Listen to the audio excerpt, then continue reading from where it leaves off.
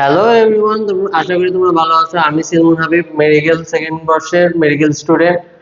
আজকে তোমাদের সাথে আমি রক্ত সঞ্চালনের সেকেন্ড ক্লাস, সেটা হলো আরবিসি এবং ডাব্লিউবিসি নিয়ে আলোচনা করব। আশা করি তোমরা এটা ভালো করে বুঝবা এবং তোমরা মজা পাবা। চলো তাহলে আজকে আমরা শুরু করি। তাইলে আগে আমরা আরবিসি নিয়ে শুরু করি। তা প্রথমে আমরা আসি আরবিসির বৈশিষ্ট্য। আরবিসির বৈশিষ্ট্যের মধ্যে কি করতেছে, প্রথমে এটা হলো দ্বি অবতল চাকতির মতো। দ্বি অবতল চাকতির মতো মানে এটা শেপটা হলো একটা বাইকনকেভ। এটা বাইকনকেভ শেপ হওয়ার কারণ কি, এটা বাইকনকেভ শেপ হওয়ার কারণে এটা অনেক সুবিধা দেয়। এটা ধরো যে তোমার আরবিসি সারফেস এরিয়াকে 20 থেকে 30% ইনক্রিজ করে দেয়। আর যখন আমার এই আরবিসি যখন ভেসেলসের মধ্যে চলাচল করবে, তখন যাতে এইটা কোনো জায়গায় বাধা না প্রাপ্ত হয়, এটা যে কোনো ভেসেলে ইজিলি মুভ করতে পারবে, এই জন্য এটা বাইকনকেভ শেপ। এই জন্য বাইকনকেভ শেপ এটাকে খুবই হেল্প করে। এরপরে কি আছে, এরপরে এটা হলো নিউক্লিয়াস বিহীন। আমি তোমার আগের দিনও বলছিলাম যে আরবিসিতে কি থাকে না, নিউক্লিয়াস থাকে না। আরবিসিতে নিউক্লিয়াস থাকে না, এক্সেপশনাল আছে, একজন এক্সেপশনাল। এটা হলো এই মরুভূমির একমাত্র প্রাণী, সেটা হলো উট। উট এই ব্যক্তি বা এই উট এমন একটা মানে কি বলবো তো, এর আরবিসিতে আল্লাহ নিউক্লিয়াস দিছে, এটা খুব একটা এক্সেপশনাল কেস। তারপরে যদি আমরা চিন্তা করি তাহলে কি আছে, আরবিসি দেখতে লাল রঙের হয়, তবে এটা কি করতেছে, অক্সিজেন পরিবহন করতেছে। আচ্ছা, তা আরবিসি লাল বর্ণের কেন হয় তোমরা একটু বলো তো। আমি তো গতদিন তোমাদের বলছি যে আরবিসি লাল বর্ণের কেন হয়। এটার মেইন কারণ হলো হিমোগ্লোবিন। তো আমরা যদি চিন্তা করি আরবিসির মধ্যে প্রথমত 60 থেকে 70% কি থাকতেছে, পানি থাকতেছে। এছাড়া বাকিটুকু কতটুকু থাকতেছে, 30 থেকে 40% থাকতেছে কঠিন পদার্থ। এই কঠিন পদার্থের 90% হলো হিমোগ্লোবিন। এই হিমোগ্লোবিনটা কি জিনিস, এই হিমোগ্লোবিনকে যদি আমরা চিন্তা করি, তা আমরা এটাকে দুই ভাগে ভাগ করতে পারি, একটা হিম আর একটা গ্লোবিন। তো হিম জিনিসটা কি, হিম হইলো রঞ্জক পদার্থ। আমাদের যে ব্লাড মেইনলি লাল রঙের হয়, বা হিমোগ্লোবিন যে লাল জিনিস, লাল রং, এইটা কি হচ্ছে, এটা এই হিম রঞ্জক থেকে আসতেছে। তো হিমোগ্লোবিনের এই হিম রঞ্জকের কারণে কি হচ্ছে, আমার রক্তের রং লাল হচ্ছে। আর গ্লোবিন কি, গ্লোবিন হলো একটা প্রোটিন। তো সবসময় একটা কোয়েশ্চেন আসে যে যে তোমাদের পরীক্ষাতে আসবে অথবা মেডিকেলেও আসতে পারে, যে হিম আর গ্লোবিনের অনুপাত কত। তোমাদেরকে এটা অনেক সময় কোশ্চেন করতে পারে যে হিম আর গ্লোবিনের অনুপাত কত। তো এটা হলো 1:25, হিম ইস টু গ্লোবিন কত, 1:25। আচ্ছা, তারপরে আমরা যদি দেখি প্রতি 100 ml এ আমার হিমোগ্লোবিনের পরিমাণ কত থাকতেছে, 16 গ্রাম থাকতেছে। আমার হিমোগ্লোবিনের পরিমাণ কত থাকতেছে, 16 গ্রাম থাকতেছে। এছাড়া আমাদের পুরুষের হিমোগ্লোবিনের একটা এভারেজ রেঞ্জ কত আসে, সেটা হলো 13.5 থেকে 17.5 গ্রাম পার ডেসিলিটার। তো একজন পুরুষের হিমোগ্লোবিনের পরিমাণ কত থাকতেছে, 13.5 থেকে 17.5 গ্রাম পার ডেসিলিটার। মানে প্রতি ডেসিলিটারে কত থাকতেছে, 13.5 থেকে 17.5 গ্রাম। আর মহিলাদের ক্ষেত্রে আমরা জানি যে মহিলাদের ক্ষেত্রে রক্ত পরিমাণ একটু কম হয়, তা ওদের হিমোগ্লোবিনের পরিমাণও কম। ওদের কত হচ্ছে, 11.5 থেকে 15.5 গ্রাম পার ডেসিলিটার। মানে প্রতি ডেসিলিটারে 11.5 থেকে 15.5 গ্রাম পর্যন্ত থাকছে। এছাড়া আমাদের আরবিসির গড় ব্যাস কত, 7.3 মাইক্রোমিটার। কত, 7.3 মাইক্রোমিটার। আর গড় স্থূলতা কত, 2.2 মাইক্রোমিটার। বুঝছো তোমরা। তো আমরা যদি আবার চিন্তা করি, তাই কি হলো, এই লোহিত রক্তকণিকা দেখতে কেমন, দ্বি অবতল চাকতির মতো। তারপরে এটার কি, নিউক্লিয়াস বিহীন, এক্সেপ্ট কে বলো তোমরা, কোন প্রাণী, সেই মরুভূমির উট। তারপরে তোমার এটা দেখতে কেমন হয়, লাল বর্ণের হয়। তারপরে হলো এটা অক্সিজেন যুক্ত।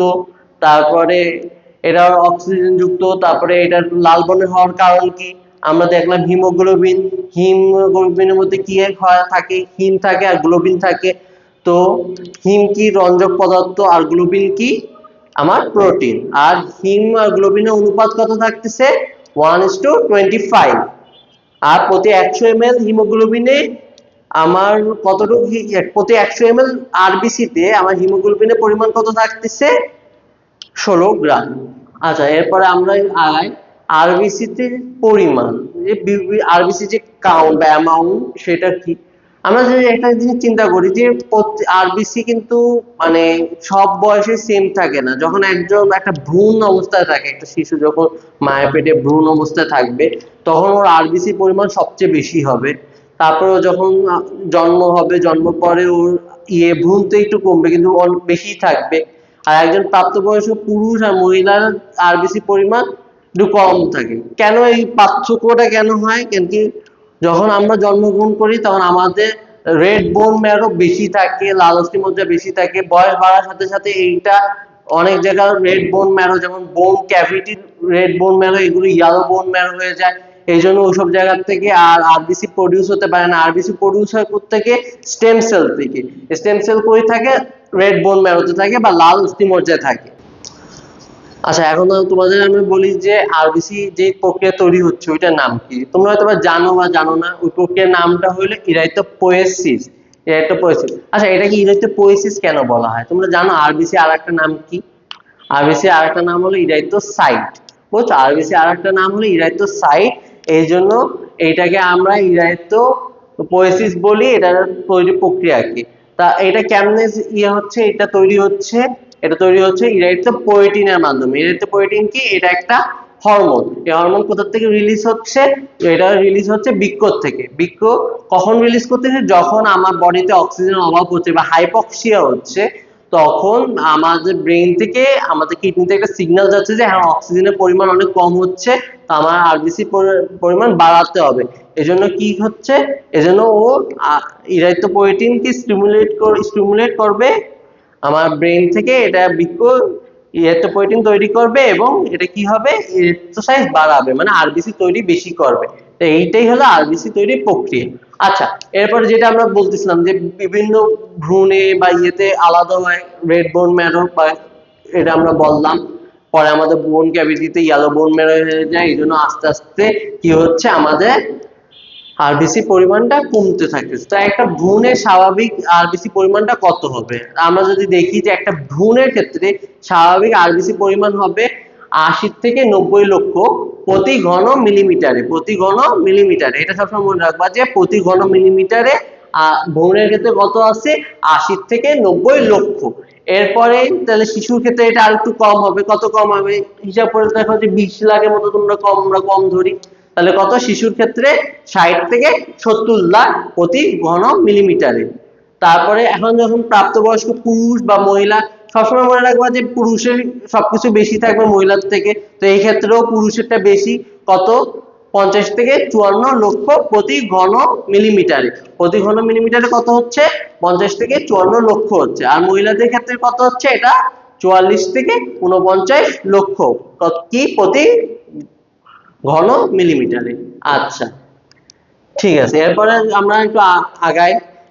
রক্তের বিভিন্ন ক্লিনিক্যাল সমস্যা আছে। একটা হইলো রক্ত স্বল্পতা। রক্ত স্বল্পতা তো তোমরা শুনছো যে মানুষের রক্তের পরিমাণ কমে যাচ্ছে। আসলে রক্ত পরিমাণ কমে যেতে পারে বা আরবিসি পরিমাণ কমতে পারে বা হিমোগ্লোবিনের পরিমাণও কমে যেতে পারে। মেইনলি আরবিসি বা হিমোগ্লোবিন দুইটারই যদি পরিমাণ কমে বা যে কোনো একটা পরিমাণ কমে, প্রধানত আমাদের রক্ত স্বল্পতা বা অ্যানিমিয়া যেটা সেটা হয়। তো রক্ত স্বল্পতা কি? এখন তুমি চিন্তা করো যে রক্ত স্বল্পতা কি মানে আমার এই নির্দিষ্ট রেঞ্জ, ধরো একটা প্রাপ্তবয়স্ক পুরুষের 50 লাখের কম হইলেই কি মানে রক্ত স্বল্পতা হয়ে যাবে? মানে 49 লাখ হইলেই কি রক্ত স্বল্পতা হয়ে যাবে? না, আসলে বিষয়টা এরকম না। রক্ত স্বল্পতা হওয়ার জন্য একটা নির্দিষ্ট অ্যামাউন্টের নিচে রক্ত যেতে হবে। সেই অ্যামাউন্টটা কি? যখন প্রতি ঘন মিলিমিটারে আরবিসির পরিমাণ 50 লাখের 25% কম হবে। 50 লাখের কত? 25% কম হবে। 50 লাখের 25% কত হয়? আমরা যদি একটু হিসাব করতে 12.5 লাখের চেয়ে একটু কম হইলে এটা তখন আমরা বলবো কি? রক্ত স্বল্পতা বা অ্যানিমিয়া। তো অ্যানিমিয়া মূলত হয় আরবিসি পরিমাণ কমে গেলে অথবা হিমোগ্লোবিনের পরিমাণ কমে গেলে, দুইভাবেই কিন্তু অ্যানিমিয়া হয়। এছাড়া কি? এখন আমার রক্তের আরবিসি পরিমাণ বেড়ে গেল, যেমন জীবনে আমাদের প্যারা বেড়ে যায়, এরকম আরবিসি পরিমাণও বেড়ে গেছে। বুঝছো? আরবিসি পরিমাণ কি তাহলে এখন 55 লক্ষ হয়ে গেলে কি মানে প্রচুর বেড়ে যাবে? আসলে না। এমন না, এটারও একটা নির্দিষ্ট রেঞ্জ আছে।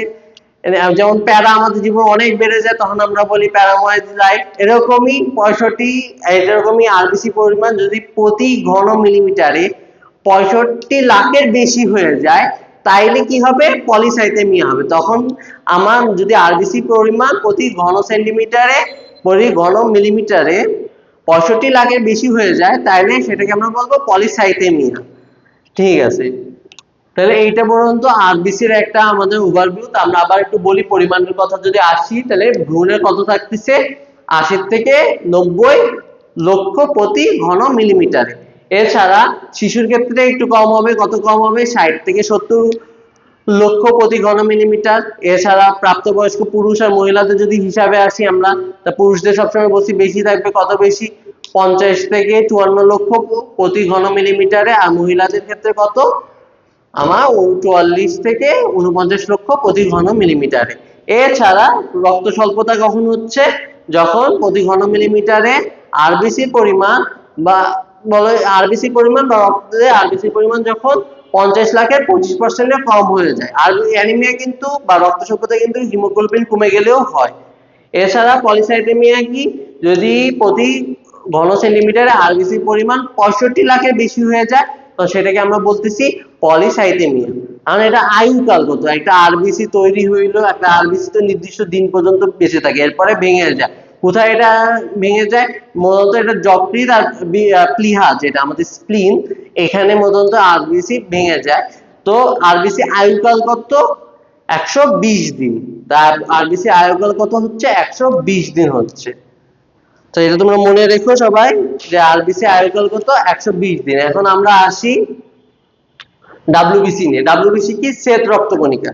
শ্বেত রক্তকণিকা তাহলে কি, এটা শ্বেত মানে বুঝতেই পারতেছো যে এটা সাদা বর্ণের হবে বা এটা বর্ণহীন হবে, কারণ কি এটার মধ্যে কোনো রঞ্জক পদার্থ থাকতেছে না। তারপরে এটার সাথে যদি আমরা একটু আরবিসি ইয়ে করি, পার্থক্য করি, তাহলে এটার মধ্যে কি থাকতেছে, রঞ্জক পদার্থ থাকতেছে না প্রথমত। তারপরে কি এটার মধ্যে আমার নিউক্লিয়াস যেটা সেটা থাকতেছে, এটা কি নিউক্লিয়াস যুক্ত। আর কি থাকতেছে, এটা হিমোগ্লোবিন থাকতেছে না। তো হিমোগ্লোবিন থাকতেছে তার মানে কোনো রঞ্জক নাই, তো এটা শ্বেত হবে মানে সাদা হবে। তাহলে এটার নাম কি দিছে, শ্বেত রক্তকণিকা। তো এটার পরিমাণ কত, এটা আমার প্রতি ঘন মিলিমিটারে 4000 থেকে 11000 পর্যন্ত হবে, মানে প্রতি ঘন মিলিমিটারে এটার পরিমাণ কি 4000 থেকে 11000। আর এটা আমরা সবসময় এটা কোশ্চেন আসে বা একটা এমসিকিউ সবসময় দিতে পারে যে আরবিসি আর ডাব্লিউবিসি অনুপাত করলে কত হয়। তো এটা মূলত কত আসতেছে, 600:1, 600:1, যা আরবিসি আর ডাব্লিউবিসি অনুপাত যদি আমি প্রতি ঘন মিলিমিটারে করি তাহলে কত আসতেছে, 600:1 আসতেছে। দেখছো কত বড় রেঞ্জ। আচ্ছা, তারপরে আমরা দেখি, আমরা তো কতদিন তোমাদের প্রকারভেদ বলছি যে দানাদার আর অদানাদার, গ্রানুলোসাইট আর অ্যাগ্রানুলোসাইট। তো দানাদারের মধ্যে কি আমরা একটা কথা বলছিলাম যে এটা ফিল করা যায়, তো সবগুলো নামের শেষে কি থাকবে, ফিল থাকবে। তো এখানে আমরা দেখি কি কি আছে, নিউট্রোফিল আছে, তারপরে কি আছে, বেজোফিল আছে, তারপরে কি আছে, ইউসিনোফিল আছে। আর একটা কি, আর একটা হলো একটা আমরা বললাম দানাদার আর একটা বললাম অদানাদার। অদানাদারের মধ্যে কোনটা পড়তেছে, একটা পড়তেছে হলো মনোসাইট আর একটা হলো লিম্ফোসাইট। অদানাদারের মধ্যে কি থাকবে, সাইট থাকবে, যেগুলো ফিল করা যায় না সেগুলো ধরো অদানাদা, সেগুলো নামের শেষে কি থাকবে, সাইট থাকবে। আচ্ছা, তো আমরা আসি একটু প্রকারভেদ নিয়ে একটু সামনে আলোচনা করি। আমরা তোমরা দেখতে পাচ্ছো যে নিউট্রোফিল, তো এখানে দেখো 40% দেওয়া আছে, 40 থেকে 60%। আবার দেখো ইউসিনোফিলে 2 থেকে 4%, বেজোফিলে দিছি 0.5 থেকে 1%, মনোসাইটে দিছি 2 থেকে 8%, লিম্ফোসাইটে দিছি 20 থেকে 40%।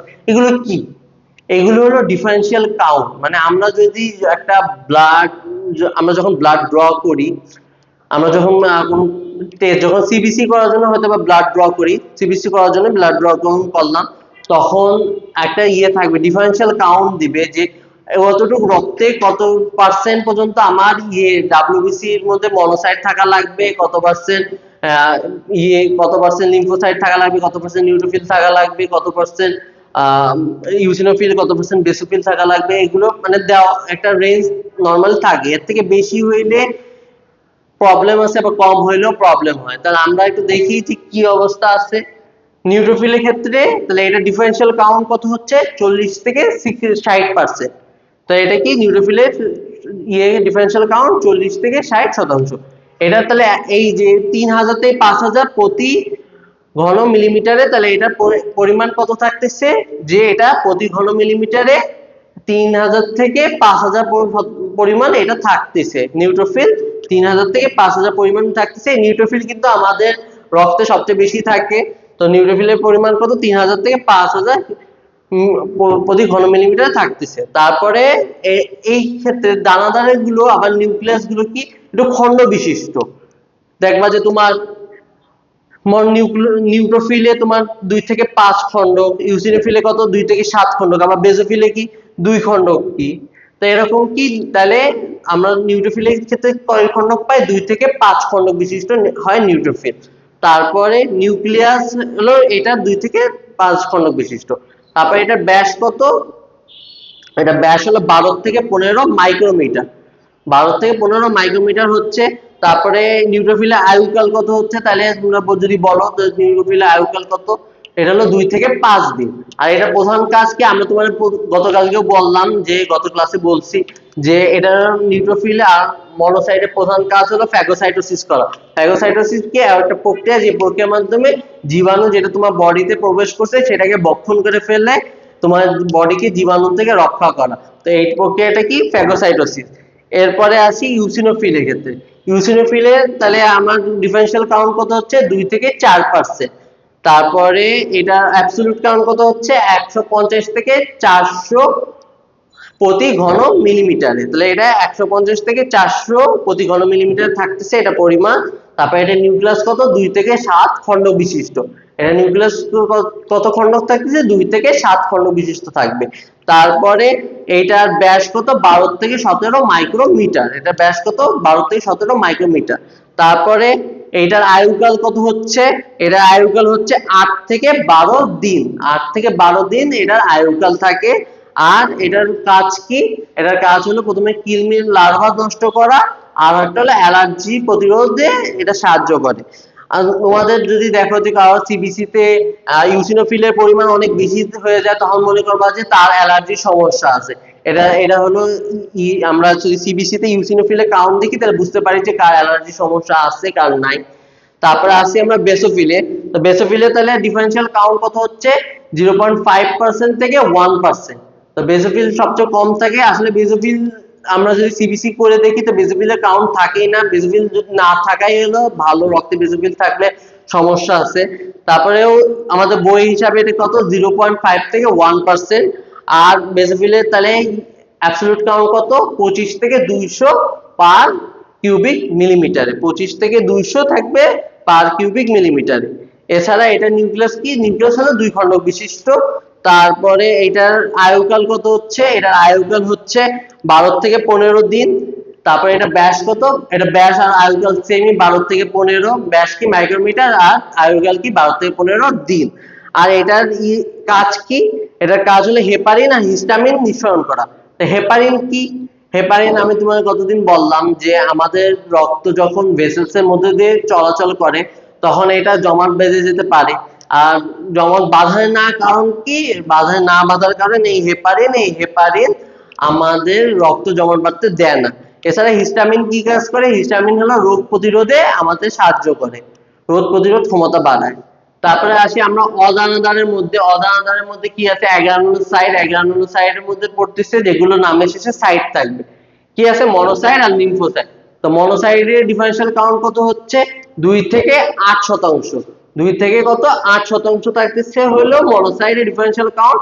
এটা প্রতি ঘন প্রতি কিউবিক মিলিমিটারে কত থাকতেছে, এটা প্রতি কিউবিক মিলিমিটার 300 থেকে 800 পরিমাণ এটা থাকতেছে। কি থাকতেছে, মনোসাইট থাকতেছে প্রতি ঘন মিলিমিটারে 300 থেকে 800।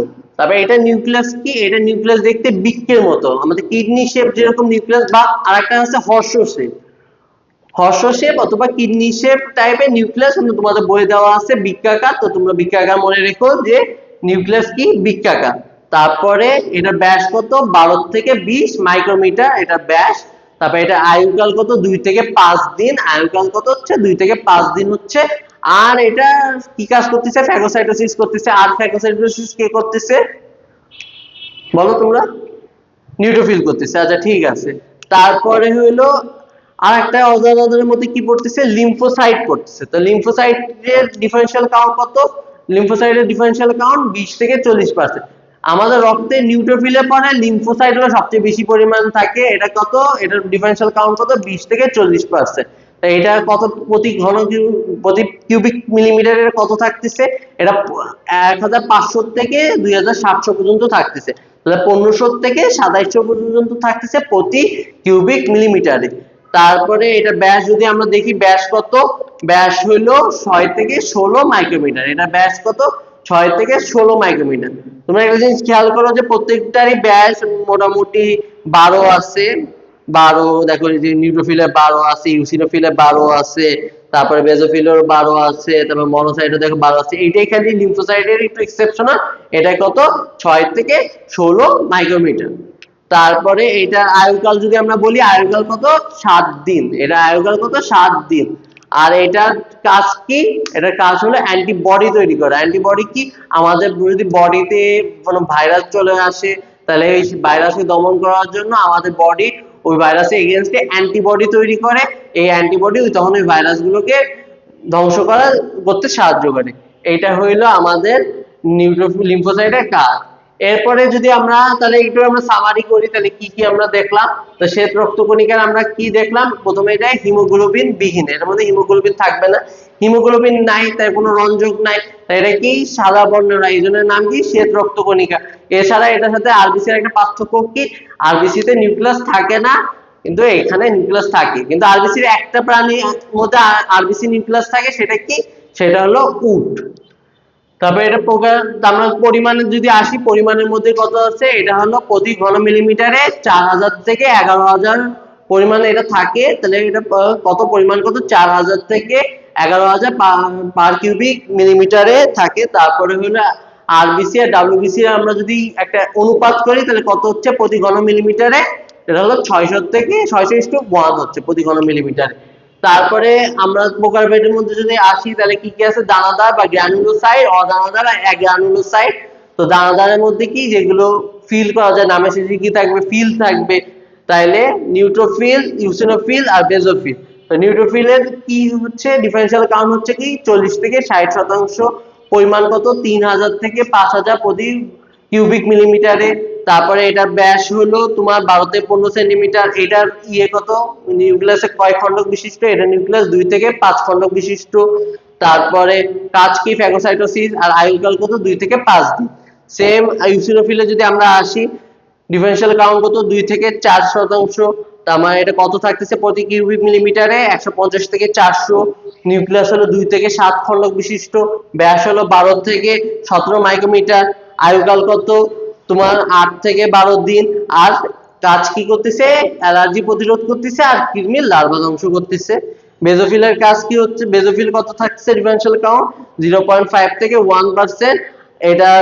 এটা কি নিউক্লিয়াস 2 খণ্ডক বিশিষ্ট। আর এটার কাজ কি? হেপারিন আর হিস্টামিন নিঃসরণ করা। তবে অদানাদারের মধ্যে কি আসতেছে? মনোসাইটে কত শতাংশ থাকতেছে ডিফারেনশিয়াল কাউন্ট? 2 থেকে 8%। এটা নিউক্লিয়াস কেমন হচ্ছে? বৃত্তাকার হচ্ছে। এটার আয়ুকাল কত? 2 থেকে 5 দিন। আর হলো এটার কি মূল কাজ কি? ফ্যাগোসাইটোসিস প্রক্রিয়ায় জীবাণু ভক্ষণ করা। লিম্ফোসাইট, আমাদের লিম্ফোসাইট নিউট্রোফিলে পরে সবচেয়ে বেশি পরিমাণ থাকে, কত থাকে? 20 থেকে 40% বা 1500 থেকে 2700 প্রতি ঘন মিলিমিটারে। এটা নিউক্লিয়াস কত? নিউক্লিয়াস কেমন? এটা হলো গোলাকার নিউক্লিয়াস।